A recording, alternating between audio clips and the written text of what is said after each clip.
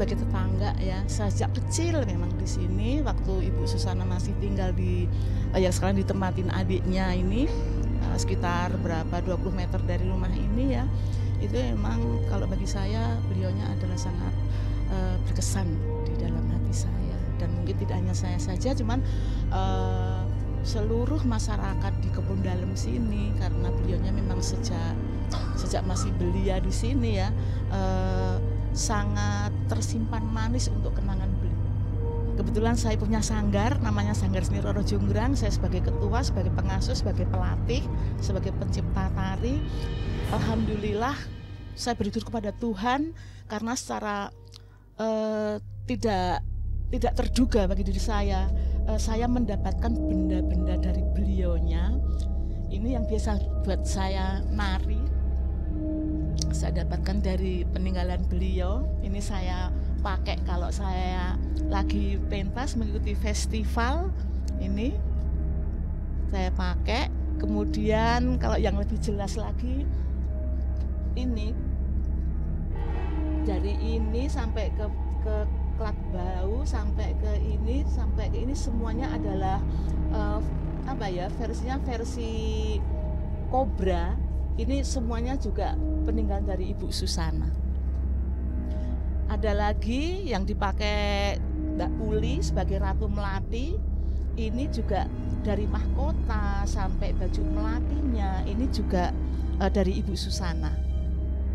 Saya bersyukur sekali saya bisa mendapatkan peninggalan beliaunya, bisa saya pergunakan untuk pentas. Alhamdulillah setiap pentas berjalan seolah ada aura lain dari penonton-penonton itu menyampaikan seperti itu. Kalau hal-hal mistis, kalau bagi saya itu saya nggak percaya sih ya. Seandainya ada pun ya itu urusan yang ada di atas deh. Iya. Bagi saya Tante Susi sosok yang baik. Nggak mungkin Tante itu akan menjadi ya gentayangan atau gimana tuh, nggak ada bagi saya. Seorangnya dia orang yang religius ya, beragamanya taat, beribadahnya taat, apalagi dengan suka ngomong, aku ki entuk rezekinya gampang kok Rin, jadinya aku ya kudu bantulah rezekiku tak bagi-bagi ke karo wong ben aku ki uripku penak. Nah, gitu. Biar Tuhan tuh memberkati saya terus. Nggak, misalnya Bunda pernah sekali dia minta kado gitu yang spesial yang sampai sekarang pun masih kayak gitu? Kalau kado sih kayaknya nggak pernah ya Bunda minta-minta kayak gitu ya. Malah Bunda tuh sering pengen ngasih sesuatu sama saya gitu kan, tapi saya juga nggak pernah mau gitu kan. Apa ya buat nyenengin papa, mau ngasih sesuatu gitu. Enggak, saya bilang saya nggak kepikir gitu. Yang penting kita berdua udah hidup bersama, bahagia, rukun aja kita udah seneng. Cuman ada keunikannya Bunda juga di sini, kalau belanja itu nggak pernah mau sendiri. Jadi kalau belanja tuh selalu saya yang disuruh. Jadi mulai dari kebutuhan istilahnya dari ujung kuku sampai ujung rambut itu kebutuhannya semua saya yang beli. Oh, bukan nggak mau beli sendirian artinya ditemenin, tapi malah saya disuruh turun sendiri gitu loh. Jadi biasanya Bunda nanti tunggu di rumah atau tunggu di mobil. Seandainya sekarang ya maaf Bunda kepengen beli underwear gitu ya, pakaian dalam gitu.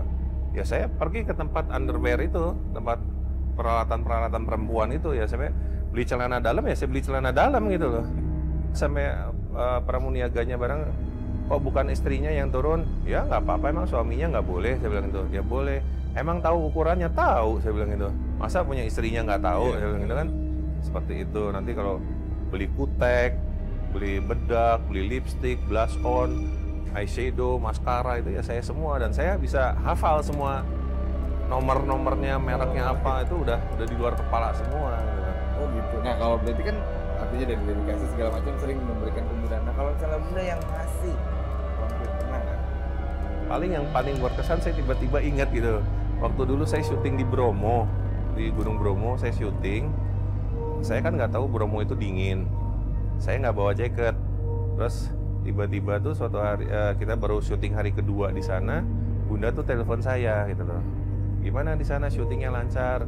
Saya bilang, aduh dingin banget. Saya bilang itu nggak tahan. Dia bilang dingin sekali. Saya bilang itu.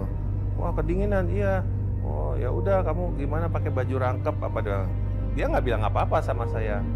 Besoknya tuh ada orang datang nganterin bungkusan gitu, gede gitu. Ada tulisannya untuk lift gitu kan, untuk lift Sangra. Saya lihat kok dari Susana. Loh, apa nih ya? Saya berdebar-debar gitu. Begitu saya buka paketnya itu dikasih jaket. Dikasih jaket itu berkesan banget buat saya gitu. Lagi dingin dikasih jaketnya bagus banget, pakai, wah udah sampai sekarang masih ingat saya itu. Itu yang paling berkesan itu gitu. Istilahnya di mana sesuatu barang yang saya butuhkan, Bunda tanpa macam-macam begitu dengar langsung kirim gitu. Dan ngirimnya cepet banget lagi. Iya. Nggak ngerti nyampe. Besoknya nyampe gitu loh. Nah, kan kalau pemirsa nggak nonton kita kan nggak tahu nih sebenarnya sosok aslinya Almarhumah Suzana seperti apa ya kan gitu. Ternyata memang bisa romantis kan, mungkin yang biasa orang lihat kan cuma yang di TV ya. Iya. Kan kalau waktu itu kan kayaknya belum terlalu zaman infotainment ya. Jadi Iya. kan Nggak ada, ya betul. di situ. Jadi harus dari film-film. Nah, kalau Iya. kayak gini kan nggak tahu kalau kita nggak mampir di sini. Jadi sekarang gini, kita pengen lihat-lihat apa namanya yang di daerah belakang sini. Iya. Kita baiknya Oke. mulai dari mana ya? Mungkin dari dapur kali ya. Ya ini dulu di sini kalau pagi Bunda itu keluar dari kamar, lalu selalu menyapa saya, pagi Pak gitu ya, pagi Mah gitu, Pak bikinin kopi susu maksudnya, kopi cucu bilangnya, kopi susu ya gitu. Ya ini duduknya tuh di sini, jadi kebersamaan saya sama Bunda dulu sini ada kursi, ada meja, ya salah satunya kursinya ini. Tapi dua dulu ya. Ada dua gitu. Minum kopi susu, terus makan roti. Kalaupun saya udah masak di dapur, makan juga di sini gitu loh. Dan kalau saya sering curhat atau ngobrol, tukar pikiran ya, juga sering duduk di sini gitu loh. Gitu, kira-kira itu kalau mau lihat dapur dulu kalau saya masak ya di sini. Nah, cuma seperti gini. Kursi.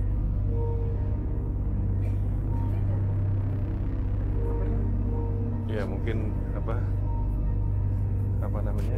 Bentar ya.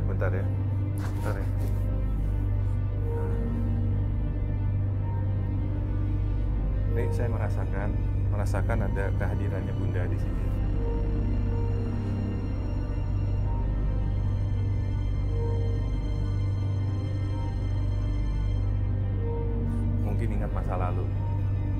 Ingat masa lalu saya sering duduk sama Bunda di sini. Mungkin Bunda tadi kepengen duduk atau gimana tadi terus nyenggol ini kali. Tapi nggak apa-apa. Nggak apa-apa. Mungkin tadi Bunda hanya ingin hadir aja di sini. Tanda ini buat Bunda juga ada di sini gitu loh.